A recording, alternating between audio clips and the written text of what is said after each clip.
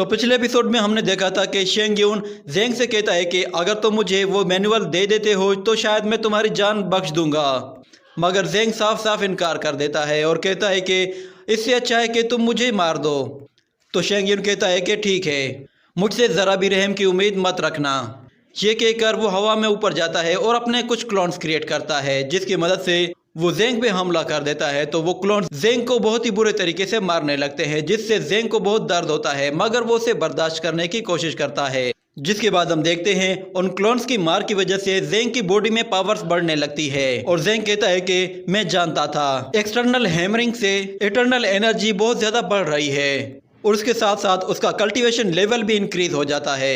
और दूसरी तरफ शेंग-यून वो अपने क्लोन्स को वापस बुला लेता है, जिसके बाद जेंग उससे कहता है कि तुम आज भी बिल्कुल वैसे ही हो जैसे तुम बचपन में हुआ करते थे। तुम्हें जो चीज अच्छी लगती थी तुम उसे छीन लेते थे। तो शेंग-यून कहता है कि तुम बस एक लुवो फैमिली के गुलाम हो, तो तुम मेरे सामने अपना मुंह चलाने की हिम्मत बिल्कुल भी मत करो। ये कहकर वो अपने हाथ से दोबारा एनर्जी जनरेट करता है, जिसके बाद वो जेंग पर बहुत ही जोरदार अटैक करता है, जिससे हर तरफ धूल फैल जाती है। और शेंग-यून कहता है कि तुम ही मुझे फोर्स कर रहे थे, वरना मैं तुम्हें नहीं मारता। मगर वो देखता है कि जेंग अभी भी जिंदा होता है और उसकी बॉडी से रेड कलर की एनर्जी बाहर आ रही होती है। इस पर वो खुद भी हैरान होता है कि आखिर ये अभी तक जिंदा कैसे है। तो जेंग उसके पास आकर कहता है कि अब मेरी बारी है। वो उसकी तरफ तेजी से आगे बढ़ता है और फिर उस पर अपने शोल्डर से वार करके उसके फेस पे एल्बो मारता है, जिसके बाद वो उसके एक बाजू को पकड़ के उसे छत की तरफ बहुत ही जोर से फेंकता है। तो शेंग-यून पिलर्स को तोड़ते हुए ऊपर चला जाता है और फिर जेंग भी तेजी से उसकी तरफ आगे बढ़ता है और वो पिलर से क्रॉस करता हुआ जाके उसको एक जोर से किक मारता है और दोबारा उसकी तरफ आगे बढ़ने लगता है। तो शेंग-यून ये देखकर वो भी उसकी तरफ आगे आता है, तो दोनों ही एक दूसरे के करीब आ जाते हैं। तो शेंग-यून उसे किक मारने की कोशिश करता है, मगर जेंग उसे पकड़ लेता है और फिर दोनों ही एक दूसरे पर अपना अटैक करते हैं और फिर नीचे आ जाते हैं।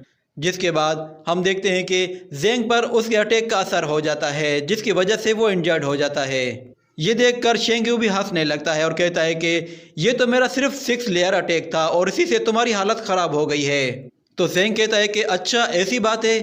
तो फिर हम देखते हैं शेंग-यून की बॉडी पर जेंग के अटैक का असर होने लगता है, जिससे उसकी बॉडी बुरी तरीके से डैमेज होना शुरू हो जाती है और वो घुटनों के बल आ जाता है। ये देखकर वो खुद भी हैरान होता है और वो कहता है कि ये तो 7th लेयर अटैक था। तो जेंग एक स्वॉर्ड को अपनी तरफ खींचता है। ये देखकर शेंग-यून डर जाता है और उससे कहता है कि प्लीज मुझे मारना मत, मैं तो तुम्हारे बचपन का दोस्त हूँ। ये कहने के बाद हम देखते हैं जेंग को अपने बचपन की मेमोरीज याद आने लगती हैं, जिसमें शेंग-यून उसके साथ होता है। ये याद आने के बाद जेंग स्वॉर्ड लेके सीधा उसकी तरफ आगे बढ़ता है, मगर वो स्वॉर्ड उसे मारने के बजाय जमीन में गाड़ देता है। ये देखकर शेंग-यून भी डर जाता है और फिर हम देखते हैं जेंग वहां से जाते हुए कहता है कि अब हम दोनों दोस्त नहीं हैं, तुम सिर्फ अपने दोस्त हो।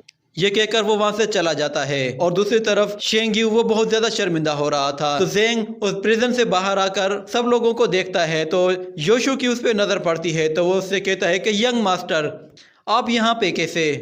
तो जेंग उन सबको देखकर कहता है कि सब लोग पीछे हट जाओ।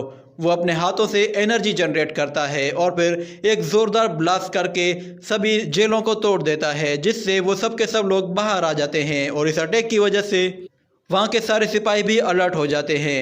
जिसके बाद जेंग सब लोगों से कहता है कि मेरी बात सुनो, यहाँ एक सीक्रेट टनल है जो कि तुम्हें इस प्रिजन से डायरेक्ट बाहर निकालेगा। इस टनल को यूज करके यहाँ से भाग जाओ। तो योशु कहता है कि और तुम्हारा क्या होगा? तो जेंग कहता है कि क्या तुम्हें याद है कि बचपन में तुम एक मर्तबा यहाँ से भाग कर गए थे? तो योशु कहता है कि हाँ मुझे याद है। तो जेंग कहता है कि मैं इन सिपाहियों का ध्यान भटकाता हूँ, तुम इन लोगों को लेकर यहाँ से चले जाओ।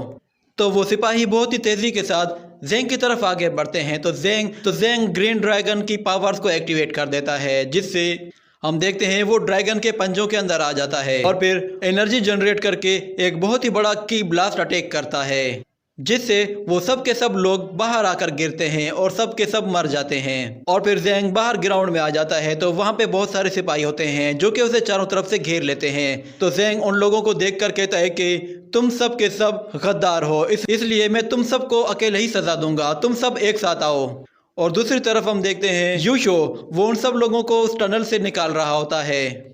मगर दूसरी तरफ उसे ज़ेंग की भी परवाह होती है कि पता नहीं ज़ेंग अब किस हाल में होगा। तो हम लोग ज़ेंग को देखते हैं। ज़ेंग बहुत ज़्यादा थका हुआ था क्योंकि उन सभी सिपाहियों को मारने में उसकी बहुत ज़्यादा एनर्जी खर्च हो गई थी। और फिर वहाँ पे लुओ बिंगवान भी आ जाता है और वो ज़ेंग से कहता है कि क्या तुम भी अपने फादर की तरह एक गद्दार बनना चाहते हो। ये सुनकर ज़ेंग को बहुत गुस्सा आता है और इसी के साथ हमारा आज का एपिसोड यहीं पे ख़त्म हो